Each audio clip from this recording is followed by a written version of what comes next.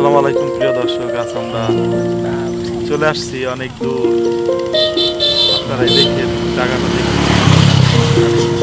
অনেক চমৎকার একটা প্লেসে ঘুরতে আসছি আমি এবং আমার ফ্রেন্ড সজীব। আপনাদের এই জায়গাটা ঘুরে দেখাবো, চমৎকার একটা জায়গা দেখতে পাচ্ছি, অনেক সুন্দর একটি জায়গা। শুক্রবারের পরন্ত বিকেলে এসে বসেছি।